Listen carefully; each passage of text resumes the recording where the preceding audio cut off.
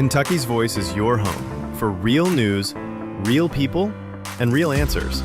But we can't do it without you. Your financial support helps us bring truth to the forefront, hold leaders accountable, and give a voice to the people of the Commonwealth. Join the fight today. Give online at kyvoice.org or text KYVoice to 5355. Every gift makes a difference. Stand with us, speak up, stay strong.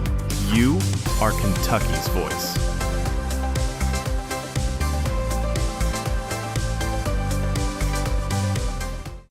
Are you ready to stand for truth? Kentucky is at a crossroads, and we need voices that won't back down.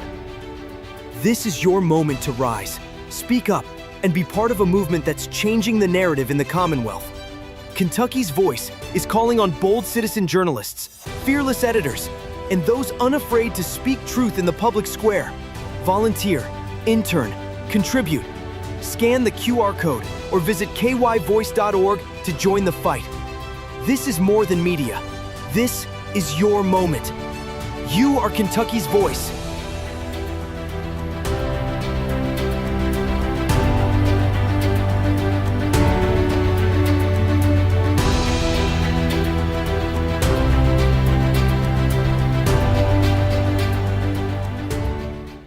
Open borders, shameful abandonment, disregard for human life, the prospect of more mandates and lockdowns, and the list goes on. Now more than ever, we need to stick together. Voting alone is not enough. We must use our dollars to support like-minded companies that fight for our rights and beliefs.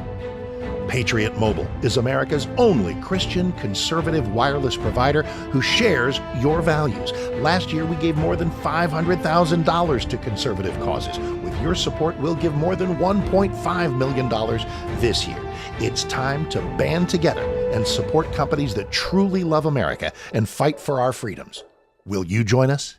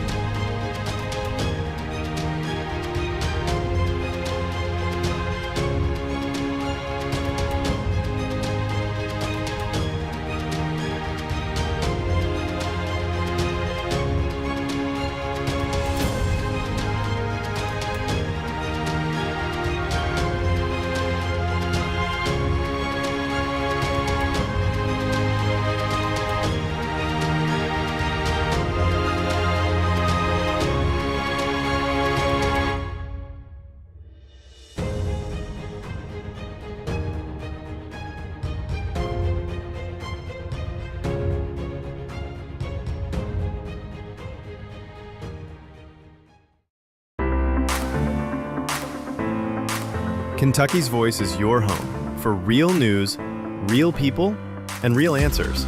But we can't do it without you. Your financial support helps us bring truth to the forefront, hold leaders accountable, and give a voice to the people of the Commonwealth. Join the fight today. Give online at kyvoice.org or text KYVoice to 53555. Every gift makes a difference. Stand with us, speak up, stay strong. You are Kentucky's voice.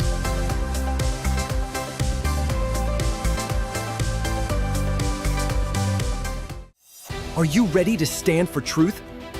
Kentucky is at a crossroads, and we need voices that won't back down.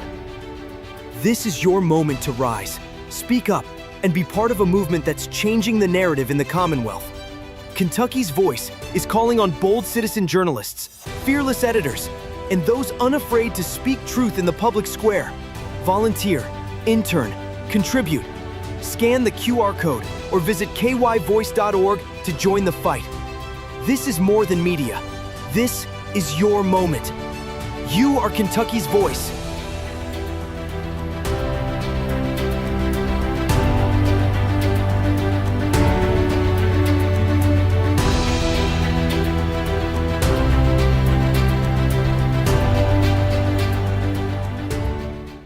Open borders, shameful abandonment, disregard for human life, the prospect of more mandates and lockdowns, and the list goes on. Now more than ever, we need to stick together. Voting alone is not enough. We must use our dollars to support like-minded companies that fight for our rights and beliefs. Patriot Mobile is America's only Christian conservative wireless provider who shares your values. Last year, we gave more than $500,000 to conservative causes. With your support, we'll give more than $1.5 million this year. It's time to band together and support companies that truly love America and fight for our freedoms. Will you join us?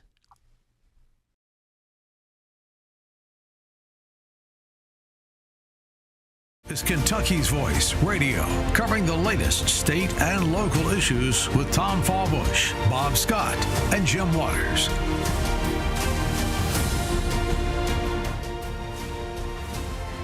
And I am Jim Waters here, coming to you on this Hump Day version of Kentucky's Voice. Glad to have you with us. Hope you'll join the discussion today at 502-571-0970, our Kentucky's Voice text line. Anything we talk about today, and we've got a full show today.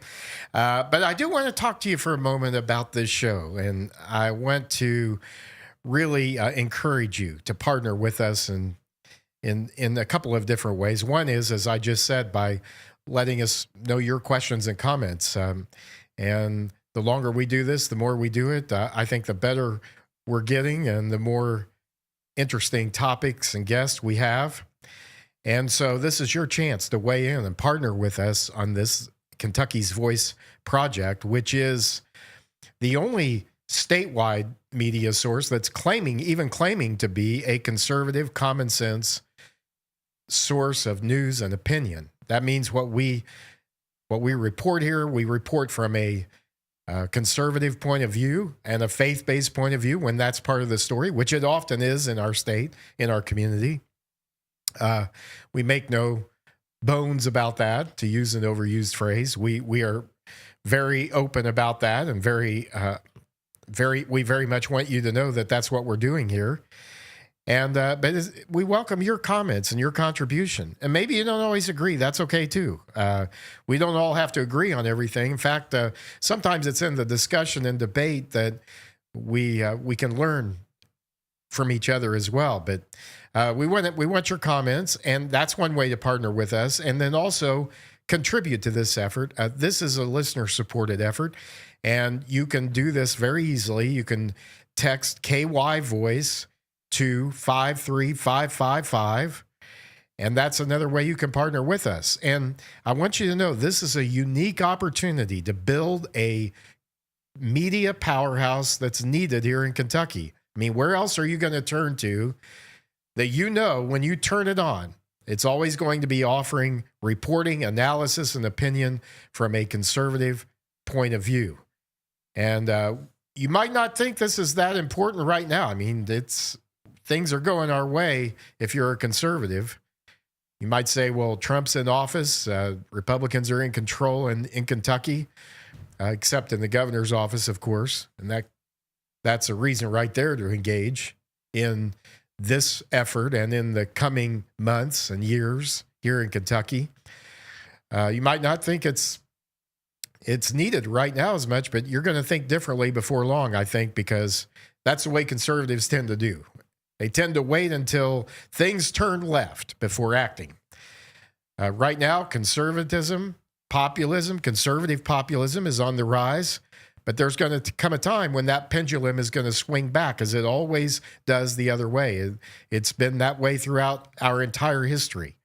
And when that happens, what you do today, what you give today, how you invest today will make it possible to have this strong conservative voice on the air every day that cannot be silenced by some Andy Bashir executive order. So I invite you to partner with us today. It's very simple. Text KY Voice to 53555, and also text us your thoughts on the show or any of the issues we discussed today or anything else that's on your mind right now. If you just want to text and say, hey, we're listening, we're watching, let us know. 502-571-0970. We're glad to have you with us here on Hump Day. Coming up on the show today, we're going to be joined by Dr. Gary Houchins from Western Kentucky University to talk about what's in the reconciliation bill. Of course, Dr. Houchins, a big mover and shaker in the school choice movement in Kentucky.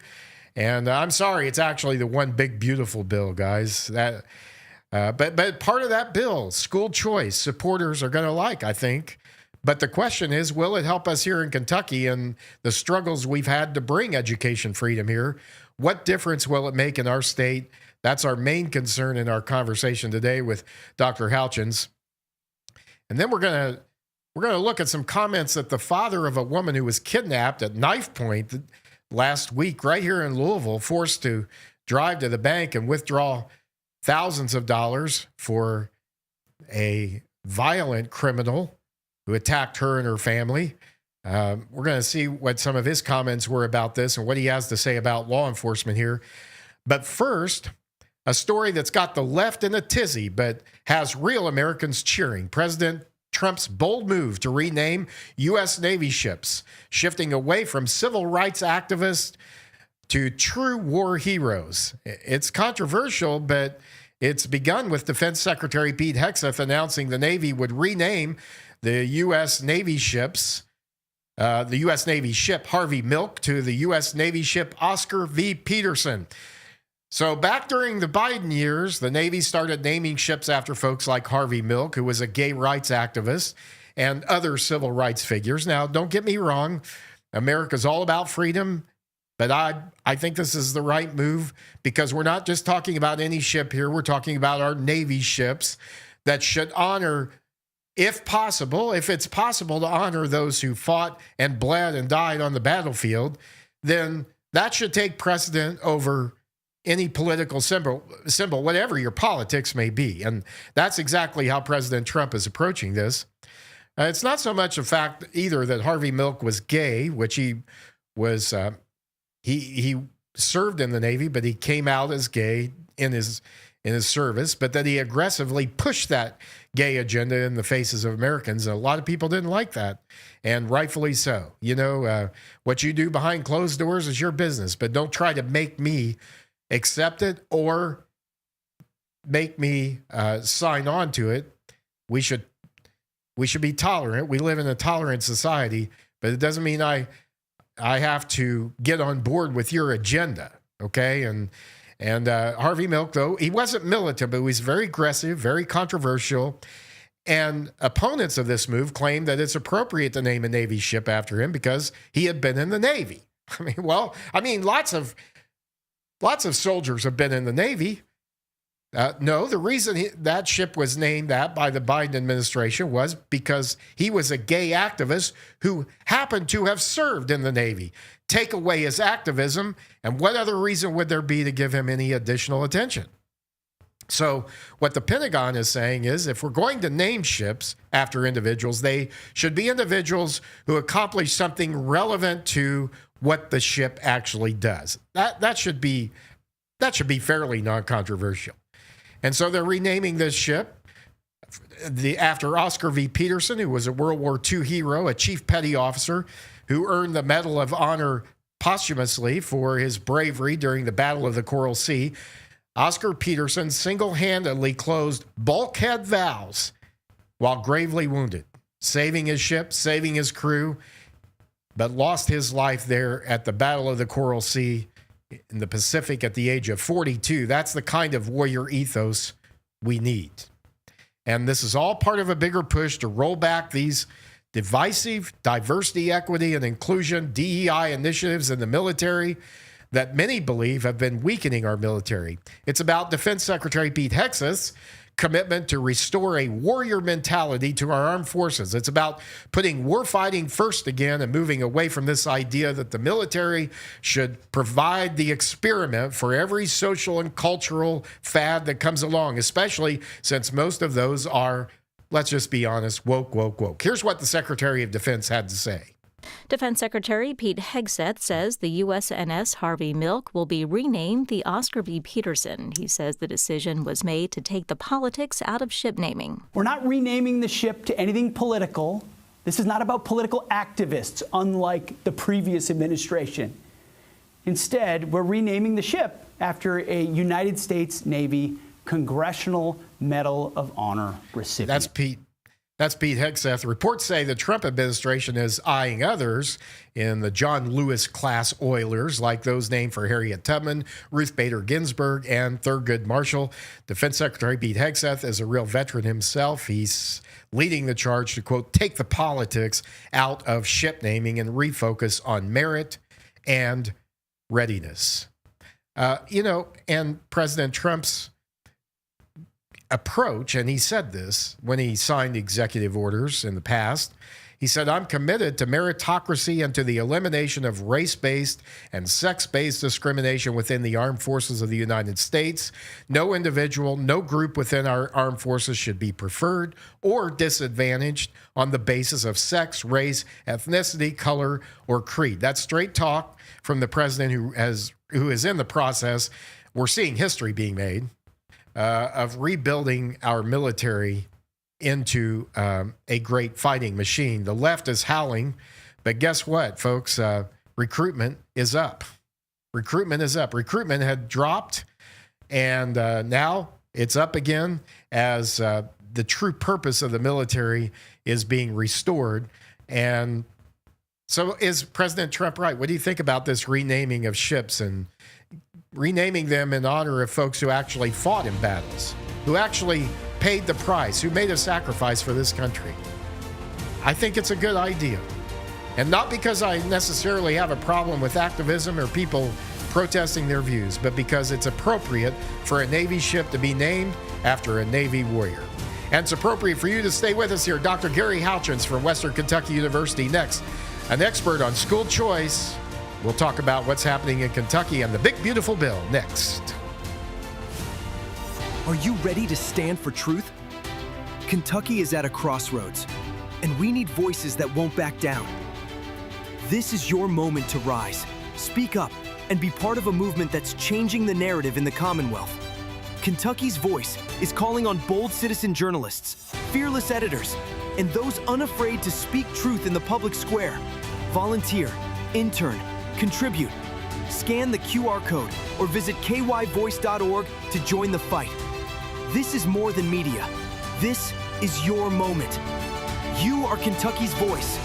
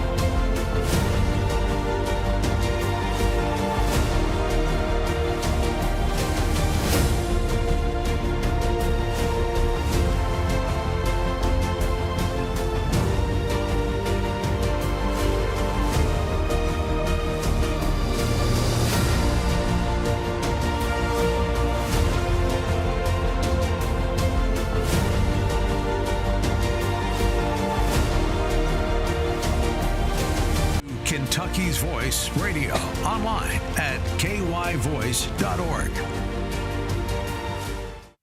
Welcome back to Kentucky's Voice. Hey, thanks for staying with us today. We appreciate this. You know, without you, we don't have a show here, and there is no voice. This is about your voice. This Kentucky's Voice program is, at the end of the day, about your voice as a conservative Kentuckian and as one who cares about this country deeply.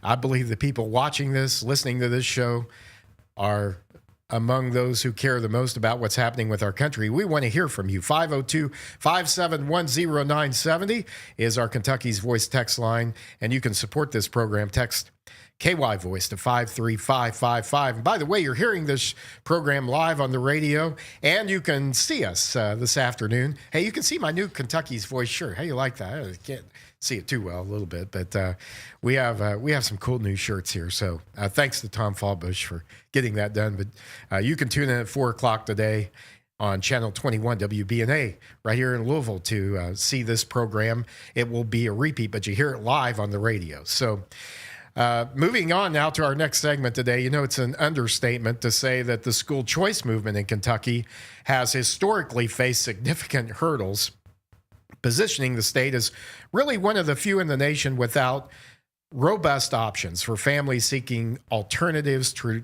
traditional public schools, usually the ones to which they are assigned, without much thought about what's best for their children and what's the best school, the best educational setting for their children. For decades, we have lacked what other states have had: charter schools, voucher programs, education savings accounts. And this has been largely due to our courts and the opposition to school choice here, and the courts interpreting school choice legislation as being unconstitutional. Our legislators have attempted several times to introduce school choice measures. They have passed several measures like tax credit scholarships, like charter schools. They've been struck down in the courts.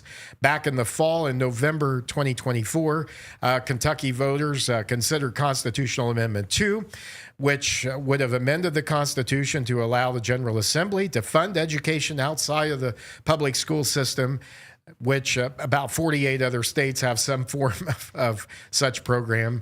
But we remain behind in this area. The amendment failed decisively, and critics have all kinds of reasons for why it did. But despite all of this and this setback, there's a new opportunity emerging at the federal level through the One Big Beautiful Bill Act, a Budget Reconciliation Act passed by Congress last month, signed into law by President Trump. This legislation introduces the first ever federal tax credit scholarship program, offering a dollar-for-dollar, non-refundable tax credit to individuals and businesses donating to scholarship granting organizations. These SGOs that can then provide scholarships to eligible students, those from households, as the bill says, earning up to 300% of their county's median income. And they can use those dollars for private school tuition, for tutoring, for online courses, for other educational services. It's very similar to what we tried to pass here in Kentucky, what actually did pass the legislature here in Kentucky in 2021, but was struck down by our I want to use a lot of adjectives here. We'll just say our state Supreme Court. But this program passed in the One Big Beautiful Bill Act will begin in 2027 with private donations rather than public funds. And that can be up to $5 billion annually in tax credits available nationwide. Now, one of the important things about this is that states must opt in for their residents to participate. That is going to create a potential lifeline for Kentucky parents if Kentucky can opt in and find a way to do that. Those who are going to benefit the most are going to be lower income families whose kids are trapped in underperforming schools. It will expand access to better educational opportunities for them. In a recent op-ed published in the Bowling Green Daily News, Dr. Gary Houchins, who's director of the Educational Leadership Doctoral Program at Western Kentucky University and who advocates for school choice in Kentucky, also advocated for Kentucky lawmakers to seize on this federal opportunity. Drawing on his expertise in education policy, Dr. Houchins critiques the state's longstanding resistance to school choice and urges action to empower families. And Dr. Houchins, that was kind of a long introduction, but I wanted to set the stage so that we could get into your thoughts about the general landscape and what's going on with school choice in Kentucky. Maybe we should start there and then kind of work our way down to what's happening with the very latest in this federal school choice bill, but or in this one big beautiful act with the school choice option in there and its potential benefit. But can you give us an overview of where we are? What's the current state of school choice here in Kentucky, and why are we still one of the few holdouts here when it comes to offering options like charter schools or tax credit scholarships to families? Welcome and help us set us up here.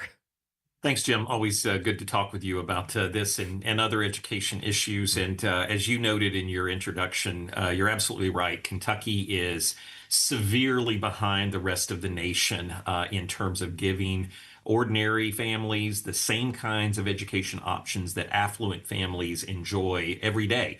And many other states have embraced a wide range of school choice policy options to help families access additional education choices. The public education establishment in all states, but especially in Kentucky, is one of the most powerful political forces, and they exert enormous pressure on state legislators to restrict education access, to maintain their monopoly.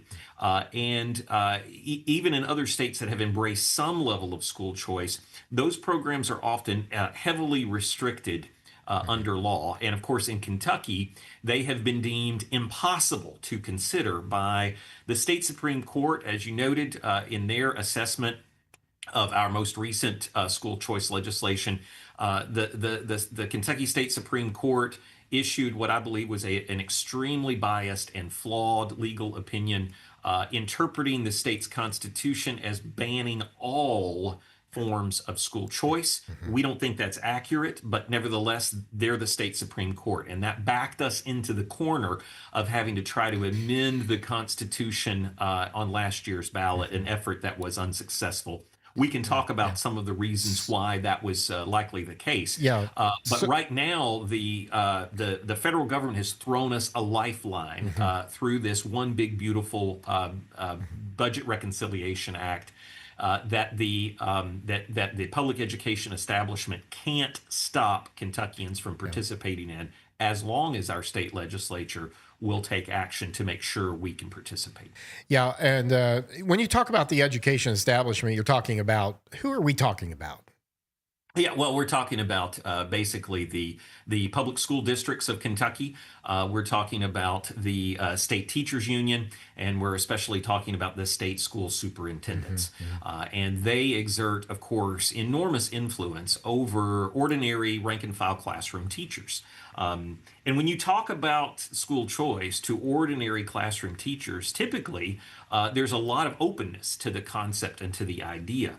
But as it unfolds as a public policy debate, the unions and the superintendents use all of their resources they have available to convince teachers that if Kentucky were to accept school choice, that would lead to massive cuts in education funding, to the loss of teacher jobs. Scenarios that simply do not pan out when you look at the experience of school choice in other states. Right. It's scare tactics. It's false. But the superintendents have the ability to call all the teachers to mandatory meetings and spread this kind of misinformation to them, making it very difficult for us to have a real debate. Right, which they did we saw that during the Amendment 2 campaign in particular with school choice. We're talking with Dr. Gary Houchins, director of the Educational Leadership Doctoral Program at Western Kentucky University. And what that means really is you're preparing future educational leaders, hugely important. And we're so fortunate that you're also willing to talk about this issue and help Kentuckians understand how important this is. We'd like for you to stay with us for another segment here. We've got a lot more to talk about here on Kentucky's Voice. We hope you'll join the discussion at 502-571-0970. Coming up more with Dr. Gary Houchins on school choice and what the big, beautiful bill could do for Kentucky's families that Kentucky's education establishment could do nothing to stop. Stay with us. Don't go away.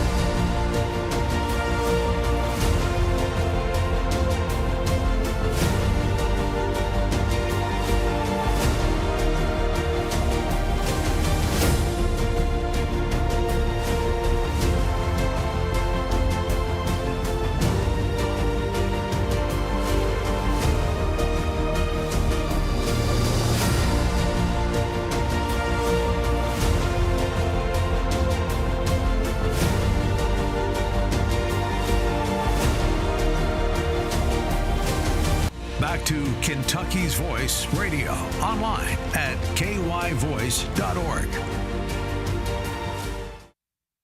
Thanks for staying with us here on Kentucky's Voice. We are at 502-571-0970. That's our Kentucky's Voice text line.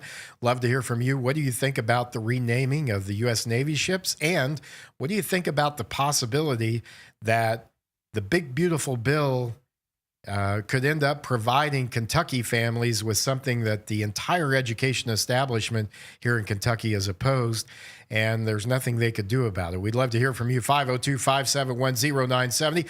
And we also want to hear more from our guest today, Dr. Gary Houchins, who joins us from Western Kentucky in the Central Time Zone. Thank you, sir. We had to translate those time differences there to make sure we had you at the right time here, but we appreciate you taking some time out of your busy day to talk with us.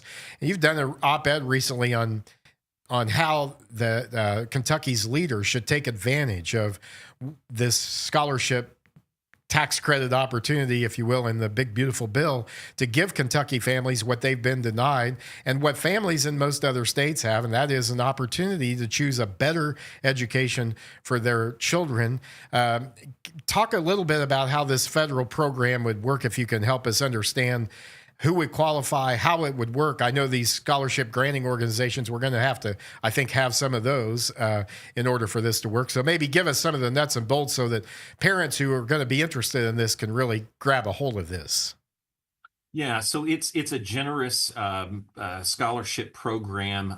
Students who are from families who are within 300% of the federal poverty level qualify to participate in this program. And essentially what happens is that an individual donor can offer to make a private donation up to $1,700 a year to a scholarship program that would help eligible students.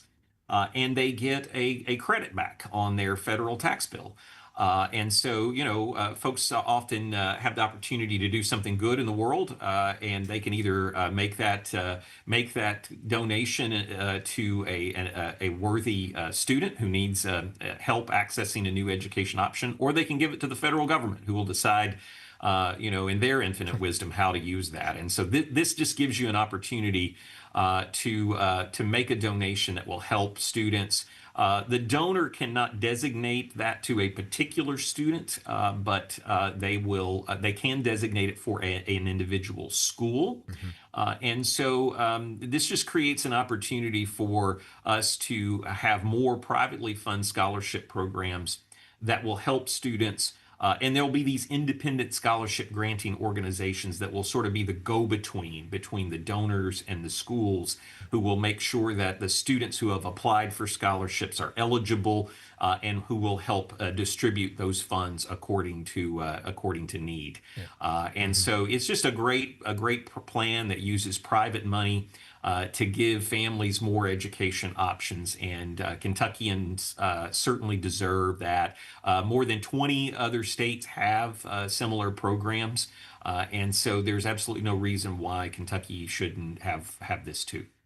And this would really cover a lot of families here that would love to have the opportunity to provide their children with a better education. That 300% of the median income in counties, and that's really that seems to be a fair way to do it, because median income in some of our counties, even here in Kentucky, there'd be a big disparity in those, but it'll be based on that. And it seems like that's a reasonable approach, but that it's big enough, Dr. Houchins, to cover, to really provide a lot of families, even some middle-class families, with some financial help to be able to provide their children with a better education. I mean, what's wrong with this? There should be nothing. This shouldn't even be controversial. Absolutely, and there are a lot of middle-class families who, may be able to afford some private school tuition, but the total bill is just out of their reach, and so even having some sort of partial scholarship program in place it can make the difference between choosing this school for your kid, which you believe is really the best fit for them, or not being able to do so. Yeah. And of course, you brought this up earlier about the argument that that was used by opponents of Amendment 2 and school choice, which was having choice here will destroy our public education system. And this is probably the number one argument I think it's worked because people have an emotional tie many times, I think, to public schools, and that's not always a bad thing. I mean, we certainly want people to care about their schools, to be invested in that, in education, in whatever form that may take. But to make these outrageous claims, which Governor Beshear did and others in the establishment, particularly, as you mentioned, the superintendents and the teachers unions, that this would destroy public education. I mean, it's pretty easy to answer that when you look at, as you mentioned, more than 20 other states have this type of program. And then most states have some options like public charter schools. And what we're finding is just the opposite, is it not? That in those states where there are choices, more choices, it seems like the public education system is also rising higher and doing a better job of educating its students. Am I going too far with that? No, you're absolutely right. I mean, that's what we see in states with the most robust school choice policy environments. Florida is probably our best test case. Florida has some of the oldest school choice policies. They have some of the highest levels of participation in school choice, and yet Florida's public school students outperform Kentucky's public school students across nearly every demographic. And so what we see is that school choice causes improvements in performance even in the traditional public schools. So whether your family chooses to exercise a non-public option under school choice or not, all students stand to benefit. And that's just the bottom line and the bare facts about school choice. So Kentucky, which has continued to struggle with unacceptably low levels of student achievement in reading, math, and other subjects, only stands to benefit by embracing school choice. Yeah, and you bring up a hugely important point there. And among the failure in our education system it's been disproportionately has fallen on low-income minority students. They're the ones that have really borne the brunt of a failing education system because many times they're assigned to a school, an educational setting that doesn't work for them.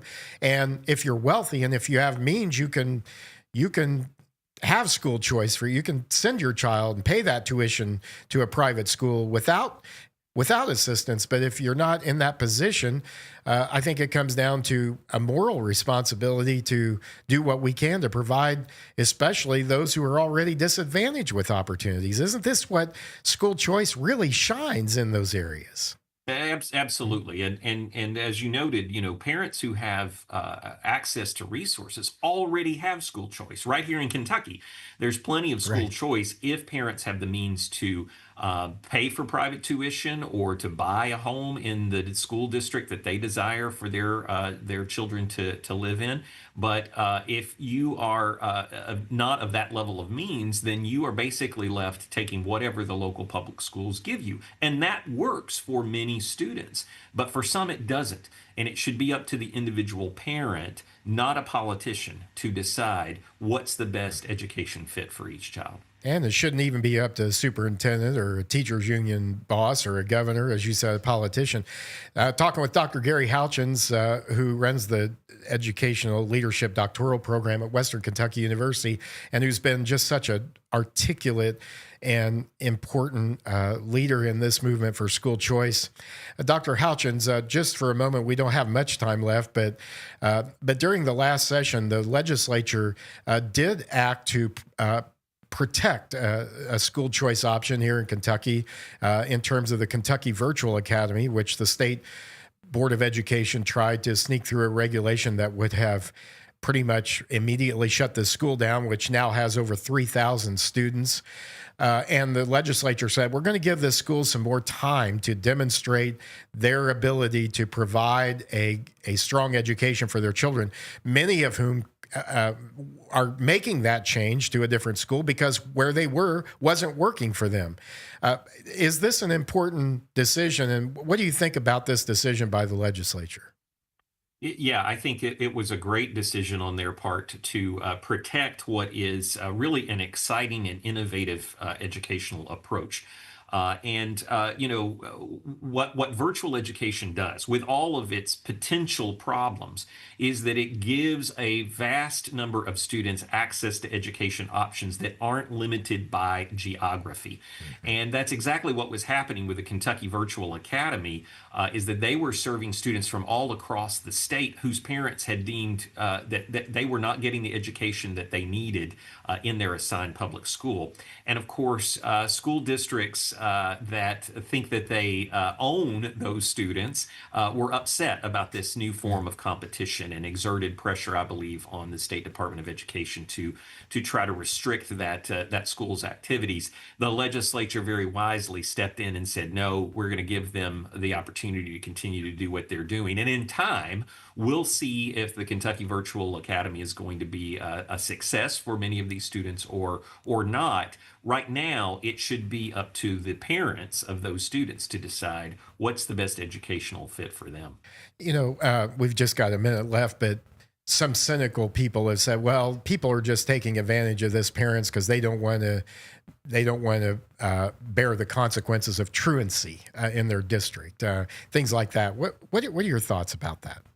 I mean, there's no doubt there are some parents who don't make good choices for their children, right? There's no doubt about that. But there have to be other mechanisms for dealing with that and holding parents accountable. What you can't do is use that as an excuse to deny, especially low-income parents in general, the opportunity to choose the school that is best for their kids. You can't take that away from families with resources.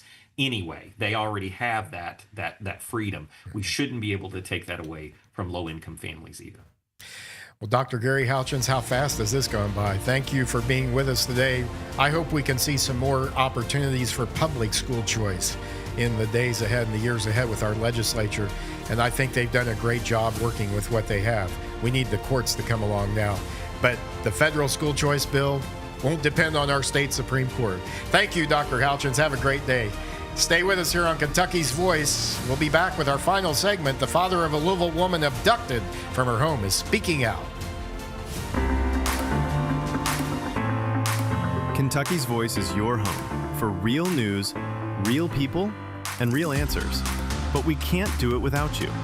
Your financial support helps us bring truth to the forefront, hold leaders accountable, and give a voice to the people of the Commonwealth. Join the fight today. Give online at kyvoice.org or text KYVoice to 53555. Every gift makes a difference. Stand with us. Speak up. Stay strong. You are Kentucky's voice.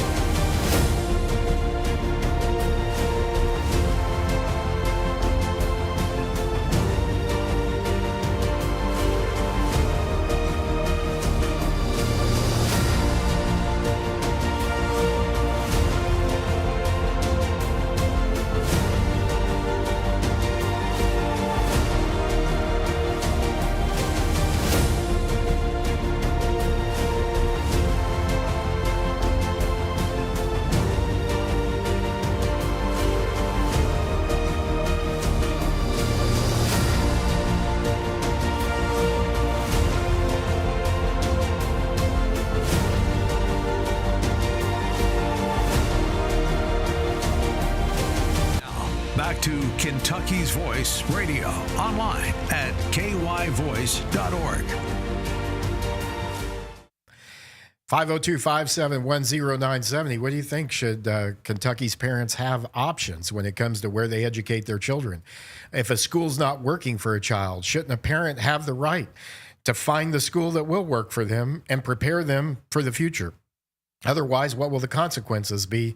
The big, beautiful reconciliation bill, as you heard Dr. Houchins talking about, would provide some options for Kentucky parents that the education establishment in Kentucky has so far succeeded in keeping them from having, even though the parents in over 20 other states have similar options, and parents in 45 other states, at least 45 other states, and even the District of Columbia have the option of charter schools and other school choice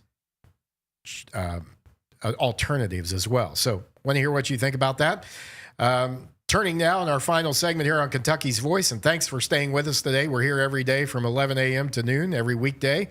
You can hear it live right here on the radio. If you're listening right now, you know that. But you can also hear us on and watch us this afternoon on Channel 21 WBNA at 4 p.m. Join us there as well. The father of a Louisville woman who was abducted from her home near the Oxmoor Shopping Center here in Louisville on Friday, along with her 2 children, before being forced to withdraw $20,000 from a local bank at knife point, is speaking out on social media. First, though, let's catch up on this story with some coverage from WDRB Channel 41 right here in Louisville. Exclusively with WDRB about being kidnapped with her children at knife point and then forced to drive a man to rob a bank. Addie Cheney sat down with Jennifer Strong, who walks us through the decisions that she made to keep her family safe and alive. It was a normal Friday morning. Jennifer Strong was making breakfast for her children. Then she heard the back door open twice. He had a knife, a large knife, which resembled a machete. And he started to yell, "How many people are in this house?" I put my hands up and I told him not to hurt us. The man police say did this, Armin Langford, ordered them into the car. Strong in the driver's seat, her 11-year-old beside her, Langford and her 7-year-old in the back. With a knife to Strong's throat, Langford demanded she drive to PNC Bank and take out $20,000. My son that was sitting in the front seat with me had his arms around my neck holding me, and he was begging him not to, the guy in the back seat, not to kill me. And I asked him if I could reach around and hold my youngest son's hand, and he said yes. Langford told her to drive faster. She said no, that there are many cops in the neighborhood. Strong is a true crime fanatic. She's learned it's important to gain trust. I told the guy that my oldest son was autistic to please not hurt us. My youngest son was very scared. Once at the ATM, she knocked on the window. Langford made his threat to the teller. I need $20,000 or I will kill her now. He ordered the boys out of the car. Strong was sure this is the last time she'd ever see them. I yelled out to the car that I loved them, and I said a prayer, and I grabbed my hand, and I grabbed my chest, and I said to myself, this is it. This is what it feels like to die. And then I told the bank, he's killing me now. He's stabbing me again. And then they came out. The teller spread $20,000 on the ground. Langford grabbed the cash and ran. Strong was rushed to the hospital for stitches and surgery. The knife stopped just centimeters from her lung. She was released Friday, back home, alive, and under the same roof as her children. It was the best moment of my life, and it will stay the best moment of my life. But the family says this never would have happened if Langford served his full sentence on another burglary charge. In 2024, he was sentenced to 14 years in prison, but a judge released him early on shock probation. I'd like to know how they're sleeping. At night. You right caused now. this. Police arrested him just after 4:30 Friday. He deserves the same terror that he inflicted on us. The physical wounds will heal faster than the emotional ones. Another child was sleeping upstairs when her family was kidnapped. You should love your relatives as much as you can.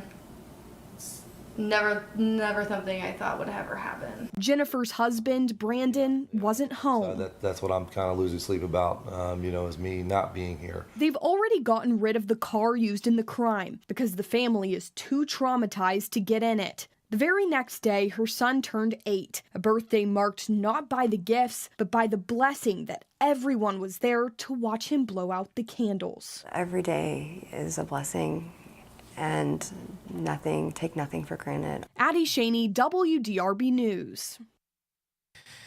There's some wonderful reporting there. This woman's father, Russell Zano. I saw these comments. Too late to get him on the show, and we hope to have him on soon.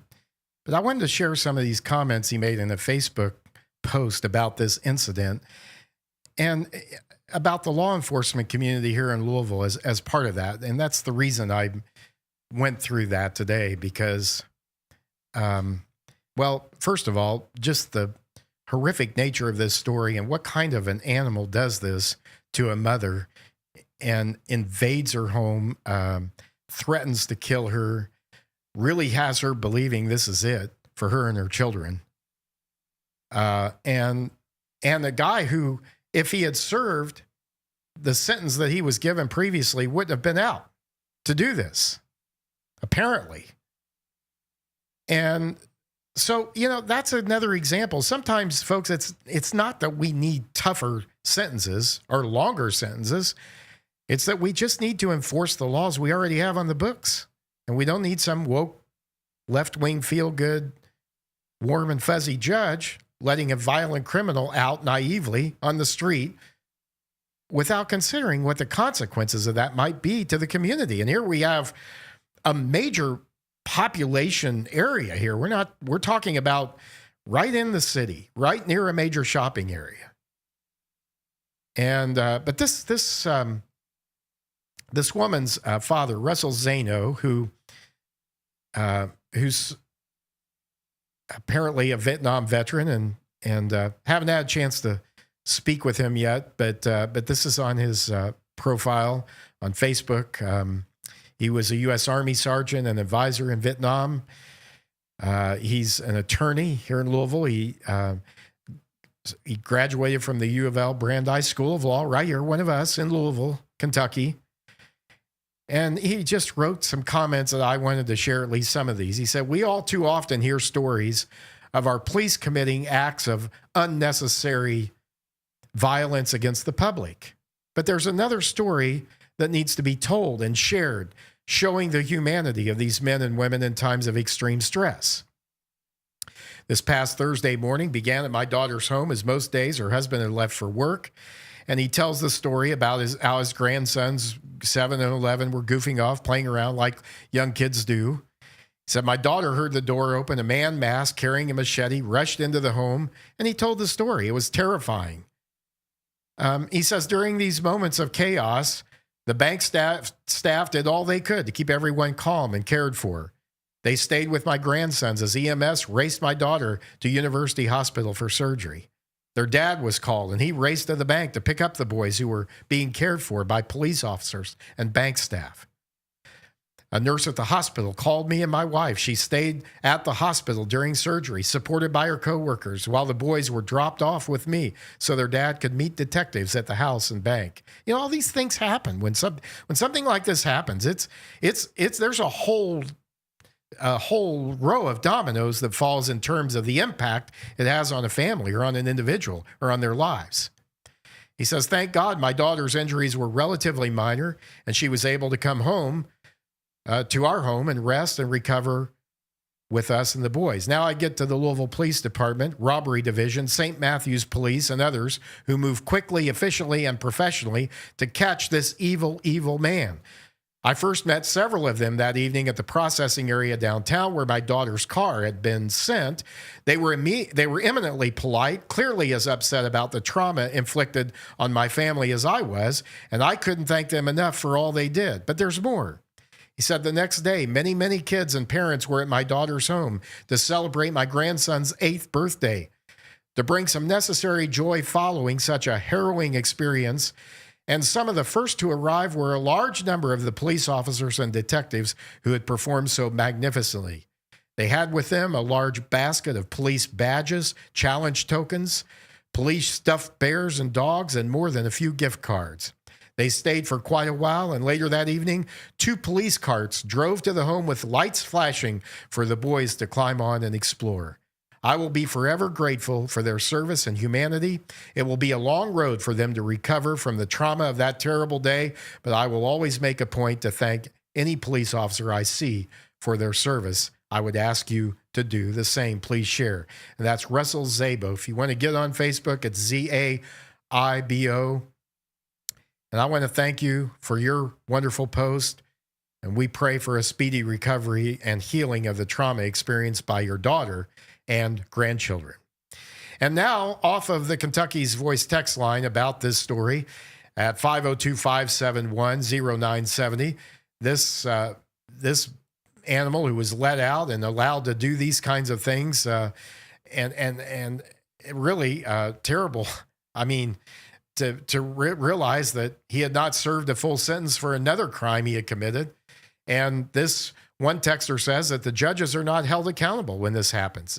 And he's right. He says it's time to make, and another texter says it's time to make those judges' names out in public, and to make sure that the public knows who they are and who made these decisions. And you know, I couldn't agree more. I think if a police officer acts in an unprofessional or dishonorable way or breaks the law, I think their name should be out there too. I think we should have full transparency here.